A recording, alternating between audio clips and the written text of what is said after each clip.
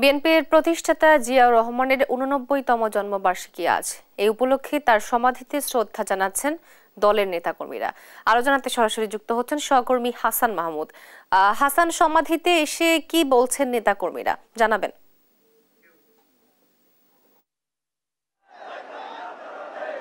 তো আপনাকে ধন্যবাদ। আপনি যেমনটা বলছিলেন যে সকাল থেকে আসলে সাবেক প্রেসিডেন্ট জিয়াউর রহমানের, প্রয়াত প্রেসিডেন্ট জিয়াউর রহমানের মাজারে কিন্তু বিএনপি সহ অন্যান্য সহযোগী সংগঠনের নেতাকর্মীদের ঢল নেমেছিল।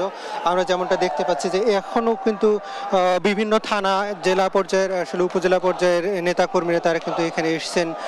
আমরা সকালে দেখেছিলাম বিএনপির পক্ষ থেকে মির্জা ফখরুল ইসলাম আলমগীর, তিনি কিন্তু শহীদ জিয়ার মাজারে শ্রদ্ধা নিবেদন করেছেন। এরপরে কিন্তু ছাত্রদল, যুবদল, স্বেচ্ছাসেবক দল সহ অন্যান্য বিভিন্ন সংগঠনের আসলে নেতাকর্মীরা তারা কিন্তু প্রেসিডেন্ট জিয়াউর রহমানের মাজারে এসে শ্রদ্ধা নিবেদন করছেন এবং আসলে এখানে ব্যাপক একটা ভিড় দেখা যাচ্ছে। পুরো এলাকায় কিন্তু আসলে লোকারণ্য হয়ে গিয়েছিল সকাল থেকেই।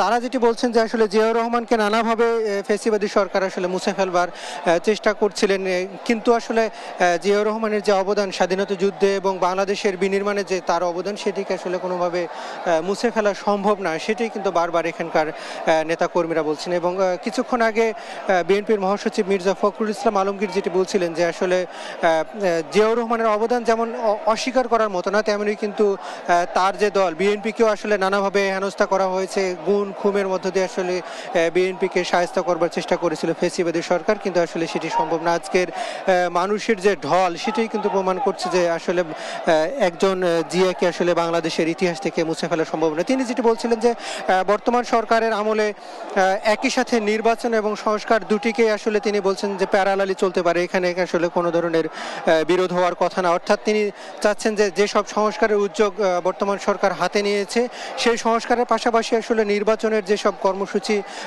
কার্যক্রম, সেগুলো আসলে দ্রুত পাশাপাশি চলতে পারে। ফলে তিনি দাবি করছেন যে সংস্কারগুলো শেষের পরে আসলে নির্বাচন দাবি করছিলেন। এবং এখানে আমরা দেখতে পাচ্ছিলাম যে নানা বয়সী বিভিন্ন নেতাকর্মীরা তারা কিন্তু এসেছেন এবং সেখানে দেখলাম যে কিছুক্ষণ আগে আমরা দেখেছি যে ছাত্র দলের সভাপতি এসেছেন, তার নেতৃত্বে বিশাল একটি টিম এসেছে। যুবলীগ, যুবদল সহ অন্যান্য যেসব সংগঠন তারাও কিন্তু এসেছে এবং আমরা দেখেছি এই সোহরাওয়ার্দী আমরা যে উদ্যানে আছি, অর্থাৎ জিয়া উদ্যানের আশেপাশে যেসব সড়ক রয়েছে সেগুলোতে কিন্তু ব্যাপক মানুষের ভিড় রয়েছে এবং রাস্তায় কিন্তু প্রচুর যানজট লেগে গিয়েছিল সাধারণ মানুষের আসলে ভিড়ের কারণে। এবং পুরো যে চন্দ্রিমা উদ্যান, যেটি জিয়া উদ্যান নামে পরিচিত, সেটিতে কিন্তু আসলে ব্যাপক মানুষের ভিড় লক্ষ্য করা গিয়েছে। এবং কিছুক্ষণ পরে আসলে এখন বিভিন্ন থানা এবং ওয়ার্ডের যেসব সংগঠন রয়েছে তারা কিন্তু এসে শ্রদ্ধা নিবেদন করছেন এবং শ্রদ্ধা নিবেদনের পরে আসলে অপর গেট দিয়ে বের হয়ে যাচ্ছেন। ফলে মানুষ এখানে যতটা না, এর বাইরে আসলে উদ্যানের আশেপাশে যেসব সড়ক রয়েছে সেগুলোতে কিন্তু আসলে সাধারণ মানুষের ভিড়ও কিন্তু চোখে পড়ার মতো। এবং নেতাকর্মীরা যেটি বলছেন যে জিয়াউর রহমানকে আসলে কোনোভাবেই দেশের স্বাধীনতা এবং সার্বভৌমত্বের ইতিহাস থেকে মুছে ফেলা যায় না। আমরা কয়েকজনের সঙ্গে কথা বলছিলাম, তারা যেটি বলছেন যে